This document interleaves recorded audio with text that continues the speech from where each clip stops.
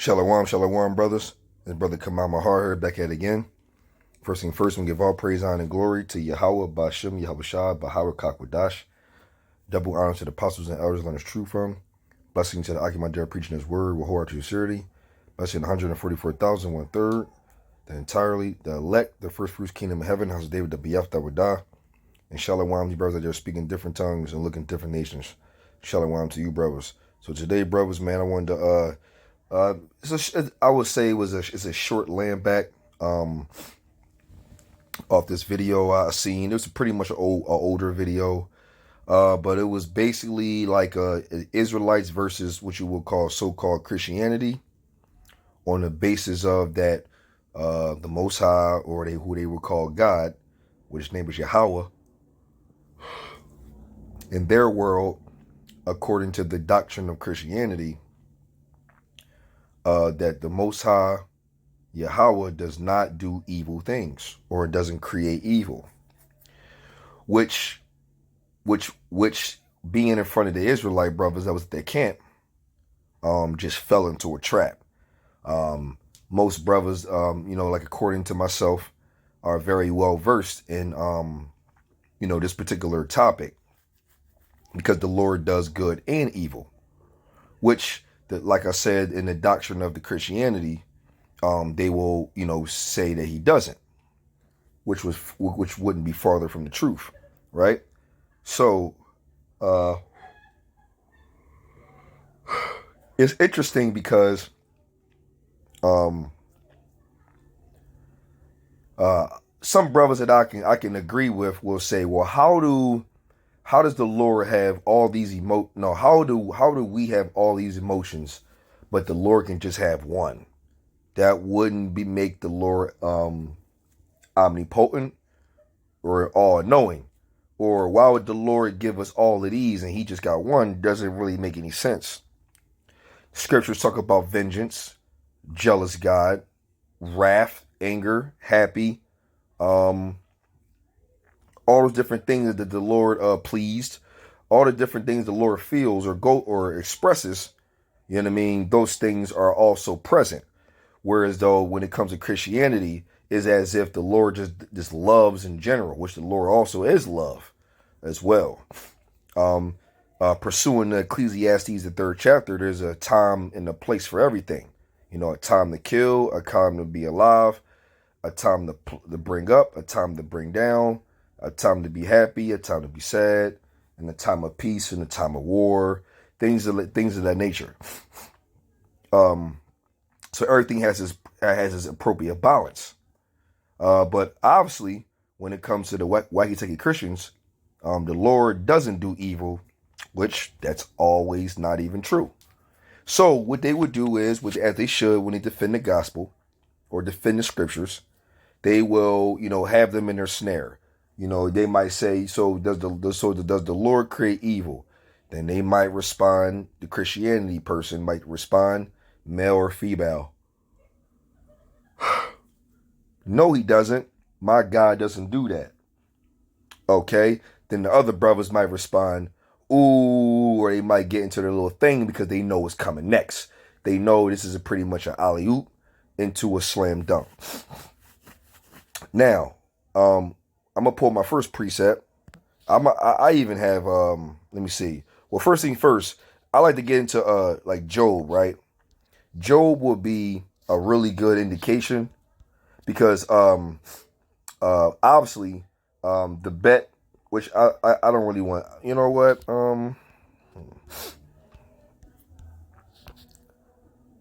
So the precept that I want in general is in Job 2. But if you go to Job 1,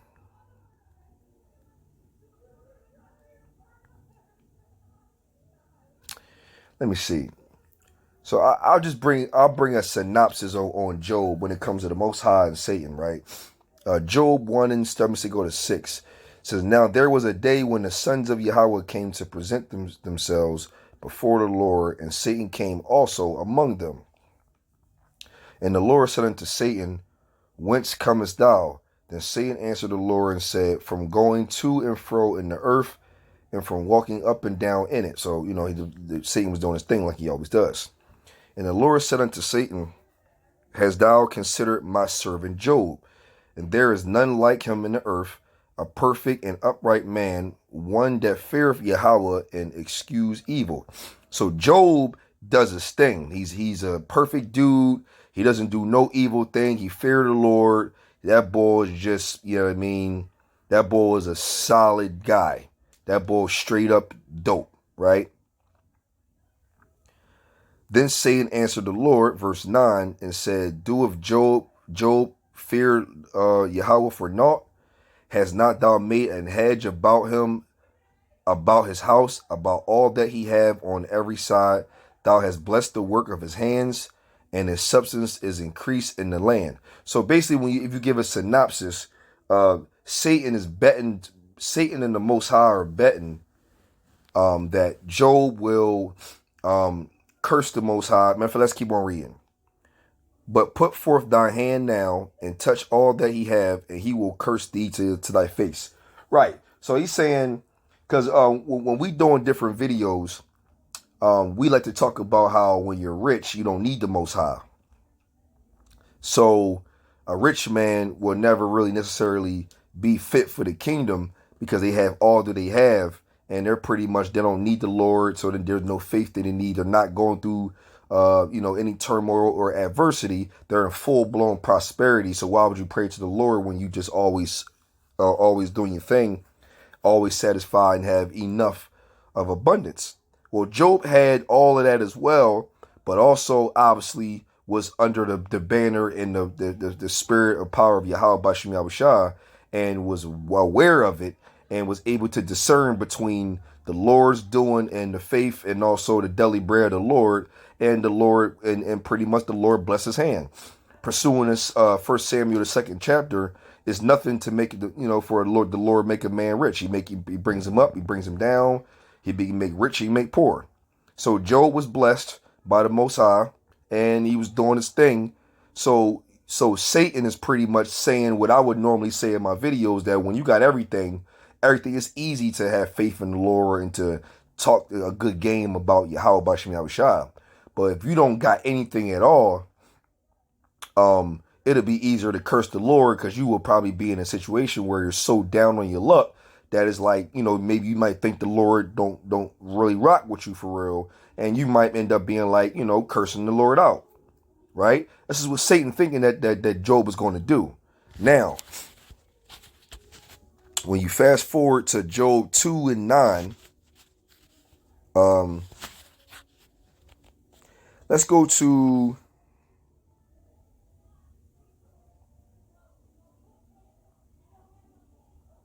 verse 4. And Satan answered the Lord and said, Skin for skin, yeah, all that a man have will he give for his life. But put forth thy hand now and touch his bone and his flesh, and he will curse thee to the face.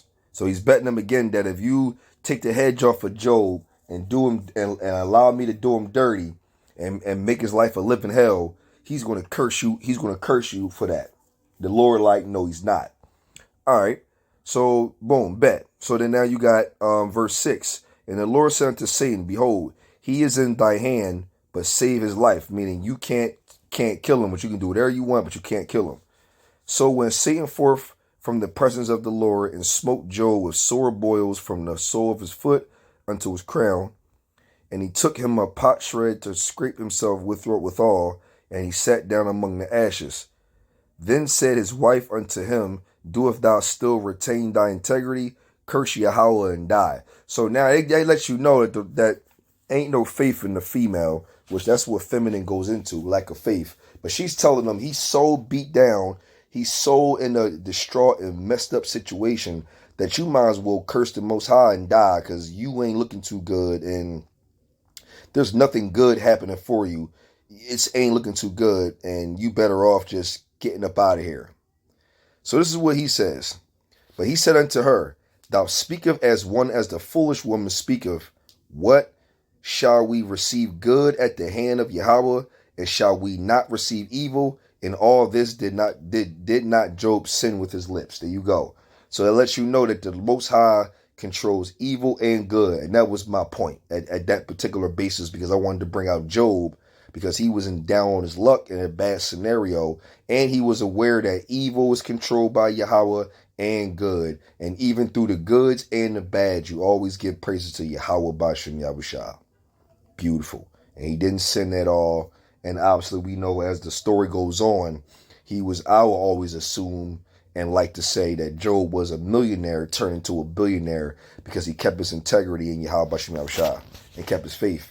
Like Sirach 2 would say, cleave unto him so the Lord can increase you at thy last end. Roughly paraphrasing. That's what happened to Job. I wanted to bring out Amos, beautiful. I pretty much thought that was edifying. Came out pretty well. Amos 3 and 6. It says, shall a trumpet be blown in a city, and the people not be afraid? Shall there be evil in the city, and the Lord have not done it? See that? So when there's evil, contrary to popular belief to those Christians that was talking to the brothers on the camps that the Lord don't do evil, the Lord is saying that shall there be evil in the city and the Lord have not done it. There it is. That's the full control of Yahweh Bashem Yahushua. We can even slam dunk this with Isaiah.